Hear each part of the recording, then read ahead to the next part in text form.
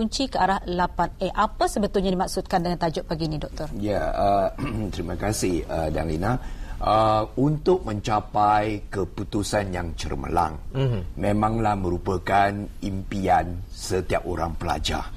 Kerana dengan ada keputusan yang cermelang, kalau boleh dapat sampai 8 distinction ataupun 8A, memanglah senang dapat beasiswa, senang dapat tempat belajar di universiti terkenal.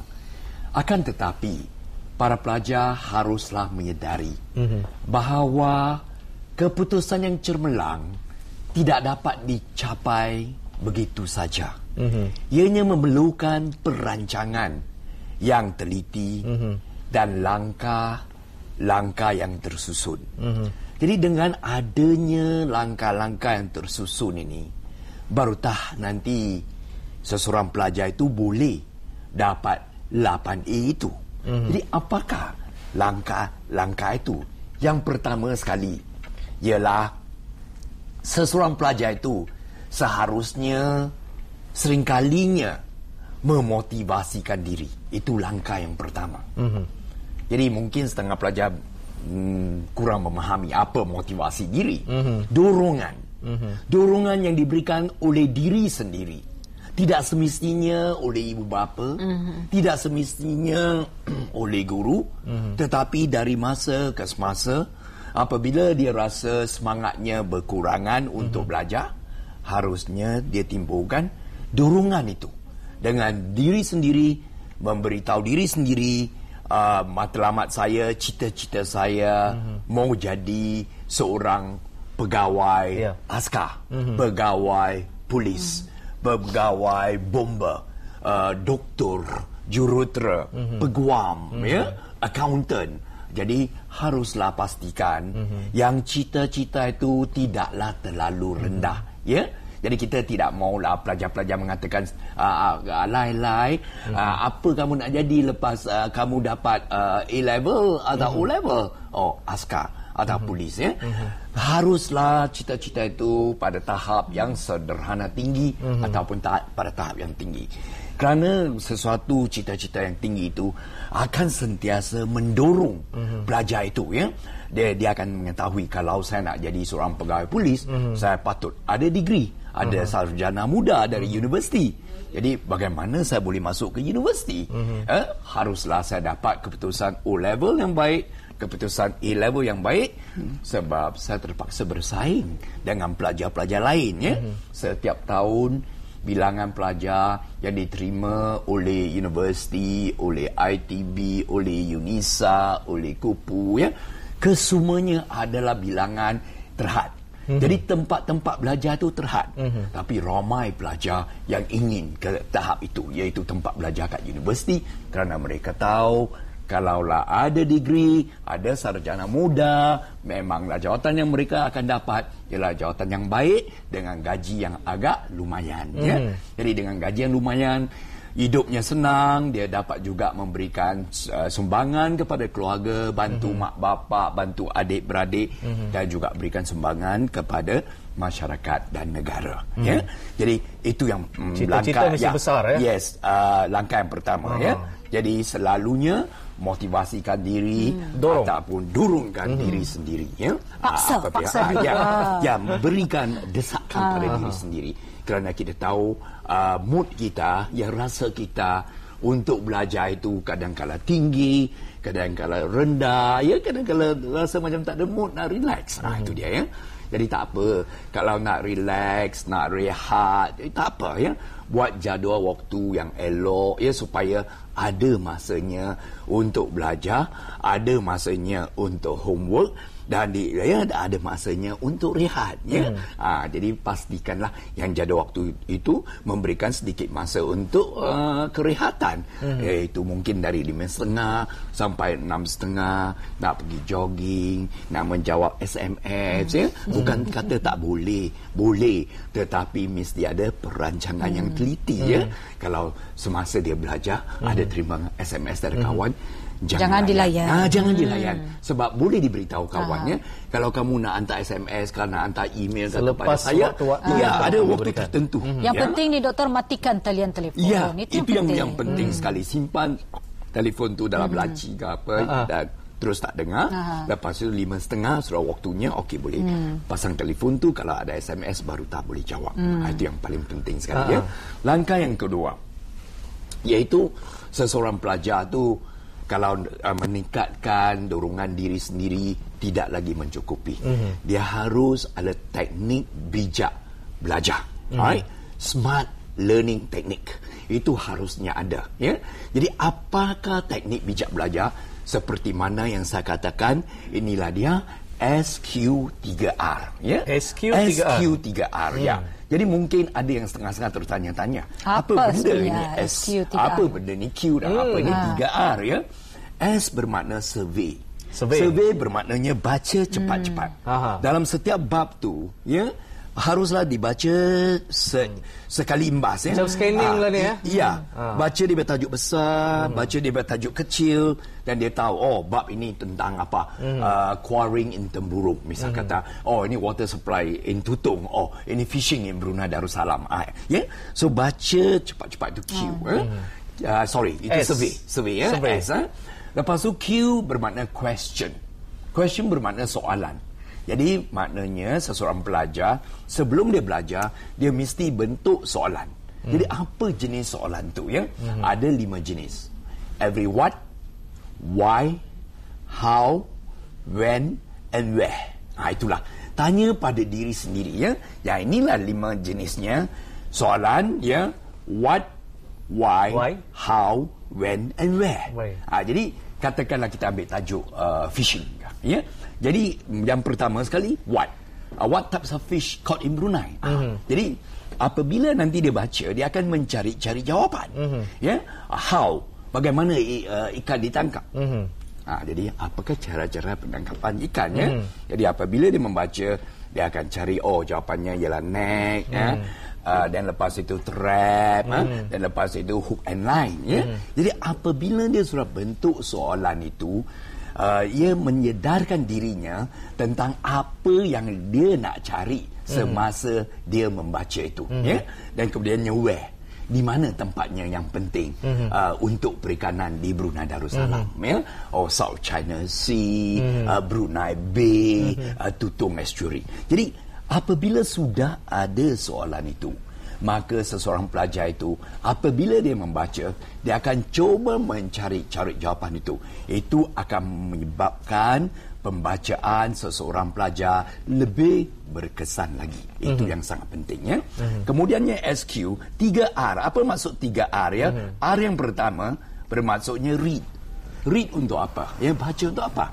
Seperti mana yang saya katakan tadi, read untuk mencari jawapan. Mencari jawapan kepada apa? Kepada soalan-soalan yang kamu buat tadi. Itulah dia ya. Itu yang pertama sekali ya, mencari jawapan kepada soalannya. Belum lagi. Belum lagi. Sabar. Semangat ni doktor. Semangat. Okey. Selain dalam kelas kita ni. Okey.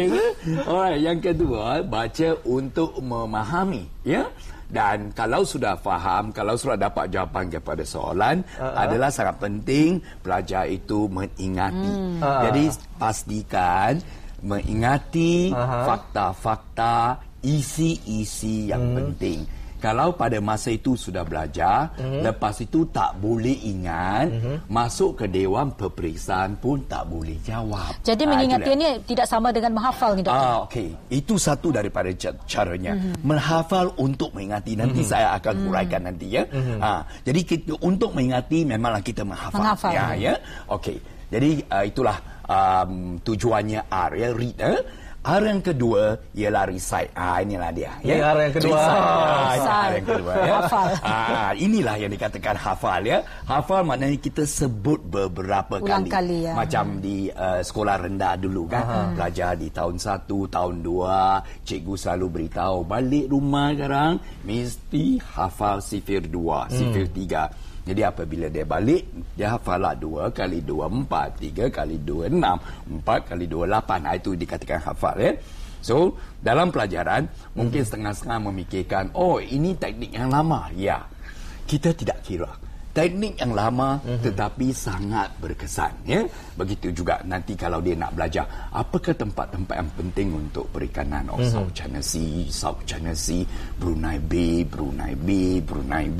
dia sebut beberapa kali ya. Jadi kalau boleh ya, kajian menunjukkan kalau dia sebut secara bersuara, daya ingatan tingkat lebih kuat. Ya, tingkat sampai 70 hingga 80% lagi ya. Berbanding. Jadi mungkin setengah-setengah pelajar kata nak sebut-sebut ni sangat mengalir, penat macam mana. Okey, saya hanya mengatakan isi yang penting saja. Bukan keseluruhan bab tu nak dibaca secara bersuara. Tak perlu ya. Asalkan isi penting, fakta penting, kamu mesti mengingatinya. Kamu sebut secara bersuara ya, kerana itu jauh lebih berkesan ya. Okey, dan akhirnya yang satu lagi ialah review.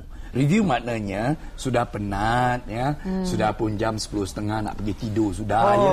Jangan cepat-cepat. Ya, jangan cepat-cepat tutup buku tu ya. Tengok sekali lagi ya. Apa yang saya belajar pada malam ini? Saya belajar tentang tajuk perikanan. Boleh tak saya ingat apa yang saya belajar tadi? Tempat yang penting.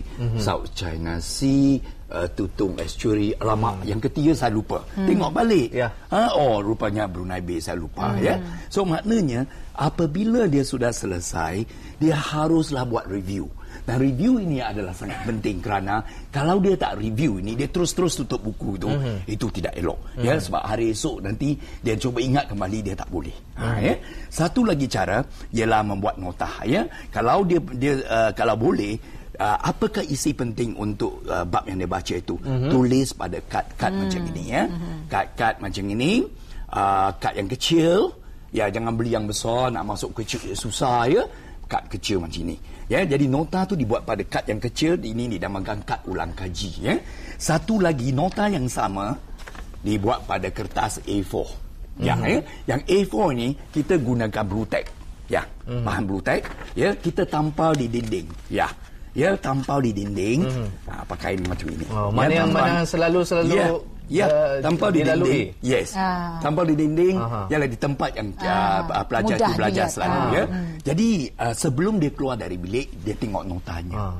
Lepas balik dari sekolah, dia tengok sekali lagi nota yang sama. Ya. Jadi itu untuk yang dibuat pada A4 paper ya.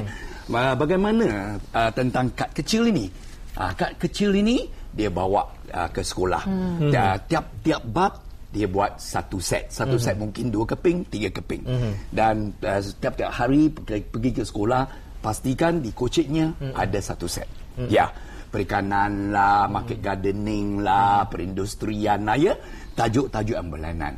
Jadi mungkin setengah-setengah tertanya-tanya buat apa ya. Kadang-kala antara pertukaran mata pelajaran, cikgu yang kedua belum lagi masuk, kadang-kala 3 minit, 5 minit keluarkan kad tu membaca. Sangat membantu ya doktor ya. Ya, memang membantu ya. Masa rehat setengah jam. Sudah makan, sudah minum, 20 minit lagi bikin apa? Cakap-cakap kosong saja ya. Jadi kita haruslah isikan menjadikan satu sebahagian dari budaya kita, kerajinan ya. Jadi ini masa 20 minit tu jangan gunakan untuk berbual-bual kosong ya. Kalau boleh keluarkan kad tu, baca. Masa 12.30 tunggu ayah tu kena traffic jam. Kadang-kadang sampai 30 minit, 40 minit. Baca lagi. Baca lagi. Jadi maknanya masa tidak terbasir. Setiap kali masa yang ada pada tangannya diisi dengan aktiviti yang berfaedah. Inilah yang SQ3R ya, yang merupakan satu teknik yang sangat-sangat berkesan. Walaupun saya di peringkat sekolah, di peringkat maktab, di peringkat universiti, saya juga gunakan tu ya. Dan saya sudah melatih anak-anak saya yang dapat first class honours pun guna ke cara macam masih ini. Lagi ya? Sampai bila-bila. Jadi apabila saya berikan ceramah di sekolah-sekolah, ramai pelajar yang sudah jadi pegawai dan sebagainya selalu mengatakan kepada saya teknik ini sangat berkesan ya. Oleh itu para pelajar haruslah ya selalu mengingati teknik bijak belajar SQ 3R. Pastinya sampai di sini dulu tu doktor di keluaran akan datang kita sambung lagi dalam 8 kunci ke arah 8A ni. Memang suatu perbincangan menarik bersama doktor dalam segmen motivasi pelajar pada hari ini. Terima kasih doktor, sampai jumpa lagi. Terima kasih, kembali jumpa lagi. Itulah dia bersama kita pakar motivasi dan kaunselor profesional yang mulia Dr. E. Ah Meng. Kalau tadi kita lihat kalau kita berada di sekolah sekalipun dulu-dulu kan dengan nota tersebut memang cukup membantu. Selain daripada kita membaca, kita menulis balik itulah yang membantu mengingatkan kita berbanding hanya membaca. Dan seperti mana yang dikatakan oleh doktor tadi, kita membaca dengan bersuara sangat membantu. Ya, kadang-kadang petani sudah menghafal Syarizan, petani ambil lagi kertas. Kalau dulu mungkin susah untuk mendapatkan kertas begini, kertas biasa pun banyak sudah murah lagi. Sudah dapat didapati dijual ya. Petani catat saja apa yang tadi ingat, tadi tulis sedikit-sedikit. Ambil saja poin sebenarnya yang dikatakan oleh doktor tadi itu SQ3R. Cantik ya. Itulah dia.